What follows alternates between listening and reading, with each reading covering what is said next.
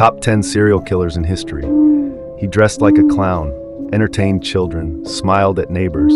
Then he buried 33 bodies under his house. This isn't fiction, it's fact. And he's not the only one. Tonight, we enter the minds of the world's most horrifying serial killers. People who smiled in public and slaughtered in private. Some were never even caught. Number 1. He still haunts us. If you could ask one question to a serial killer, what would it be?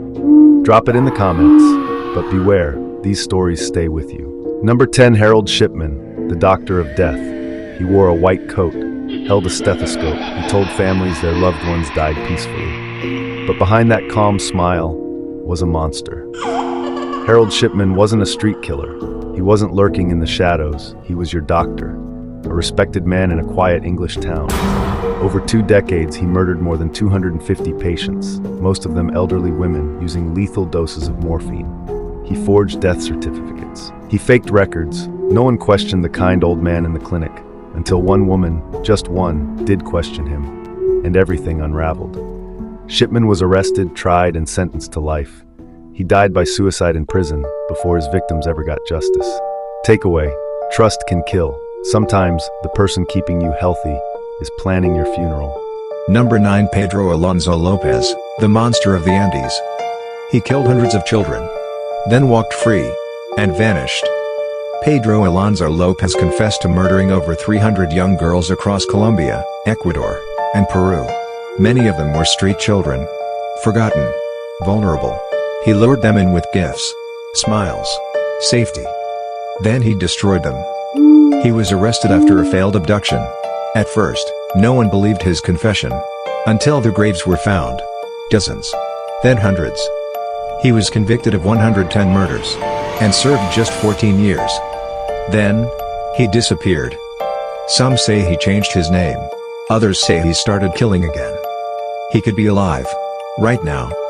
Takeaway: justice isn't always justice. Sometimes, monsters don't stay in cages. Number 8. John Wayne Gacy, the killer clown. He painted his face, threw parties, visited children's hospitals. He was Pogo the Clown. Everyone loved him, until they started digging. John Wayne Gacy raped, tortured, and murdered 33 teenage boys. He buried them beneath his suburban Chicago home. He didn't hunt strangers in dark alleys. He lured kids from malls, bus stops, and parking lots. He wore charm-like armor, and no one suspected a thing. He was active in local politics, took photos with police, made everyone laugh. The mask didn't slip, until the smell of death started leaking through his floorboards. When police discovered what was under the crawl space, they unearthed horror. Bones, a playground of death, beneath the feet of the smiling man in the red nose. Don't trust the costume. Evil doesn't always growl. Sometimes, it giggles. Number 7. Elizabeth Báthory, the Blood Countess. She was rich, noble, untouchable. But behind castle walls, she turned her chambers into a torture hall. Elizabeth Báthory lived in 17th century Hungary and was rumored to have murdered over 600 young women, most of them peasants.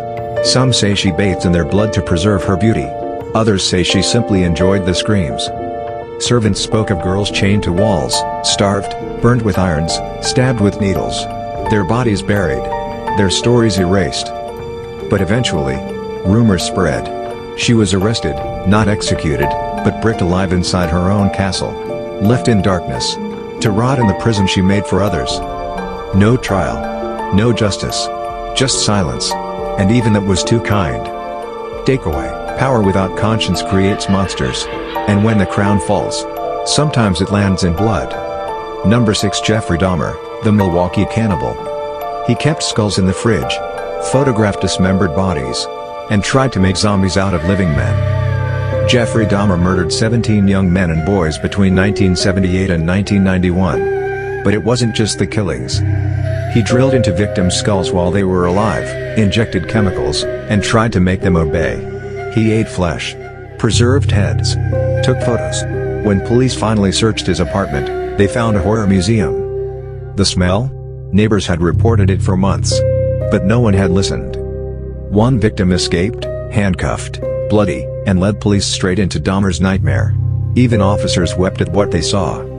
He looked so normal, quiet, kind of shy. That made it worse. Takeaway: evil doesn't need a motive. Sometimes. It just enjoys the silence. Number 5. Gary Ridgway, the Green River Killer. He said he did them a favor. That's how Gary Ridgway described murdering dozens of women, mostly sex workers, in the 1980s and 90s. He strangled them, dumped them near rivers, forests, roadsides, then went home to eat dinner with his wife. By the time he was caught, he had confessed to 49 murders, but the real number is likely closer to 90. He passed polygraphs, talked to police, laughed, and kept killing. When questioned about his lack of remorse, Ridgway smiled and said, "It was easy. I didn't have to look at them." For 2 decades, families wondered where their daughters went. He knew. He just didn't care. Takeaway: indifference is deadly. And when society forgets the vulnerable, so do killers. Which one of these stories disturbed you the most? And why? Leave a comment. We'll feature the most haunting response in the next countdown. But tread carefully. These shadows echo back. Number 4. Jack the Ripper, the Ghost of Whitechapel. The knife was sharp. The streets were silent. And London was terrified. In 1888, an unknown man murdered at least 5 women in London's Whitechapel district. He didn't just kill, he mutilated. Organs removed. Bodies posed. Letters sent to the police signed, Jack the Ripper. The victims were poor, working-class women. Society didn't care about them, until their bodies made the headlines. Despite thousands of suspects, Jack was never caught. Not a name. Not a fingerprint. He vanished into fog and legend. Some say he was a surgeon. Others, royalty. But one thing is certain, he changed the world's fear forever. Takeaway: he wore a cloak and walked in shadows. But it was our silence that made him invisible. Number 3. Ted Bundy, the charming monster. He smiled. He flirted. He killed. Ted Bundy wasn't a drooling lunatic. He was attractive, educated, and disarming, exactly the kind of man your parents would trust. And that's what made him lethal. He pretended to be injured. Asked women for help. Then, he struck. He bludgeoned, strangled, raped, and mutilated his victims, over 30 confirmed, though the real number is higher. He escaped jail, twice. He defended himself in court. And when sentenced to death, he got fan mail. That's how twisted charisma can be. His final words before execution? "Give my love to my family and friends." Takeaway: the devil doesn't always roar. Sometimes. He holds the door open. Number 2. Andrei Chikatilo, the Butcher of Rostov. In Soviet Russia, serial killers didn't exist. At least, that's what the government said. Andrei Chikatilo proved them wrong. Between 1978 and 1990, he murdered at least 52 children and women, often in isolated forests or train stations. He stabbed, bit, mutilated. Many were young. Some, not even 10 years old. He was caught. Released. Caught again. But fear of admitting Western-style crime let him walk free. Until one investigator refused to let it go. When Chikatilo finally confessed, his words were ice. They screamed. That excited me. I needed it. He was executed in 1994. But for years, his existence was denied, even as families buried their children. Takeaway: truth can be dangerous. But silence is always worse. Number 1. Richard Ramirez, the Night Stalker. He didn't hide in shadows. He was the shadow. Between 1984 and 1985, Richard Ramirez broke into homes across California. He raped, tortured, and murdered indiscriminately, men, women, children. He left pentagrams. Carved symbols. He whispered, "I'm the Night Stalker." He wore all black. Slept in cemeteries. Worshipped Satan. And the public panicked. People nailed their windows shut. Bought guns. Slept in shifts.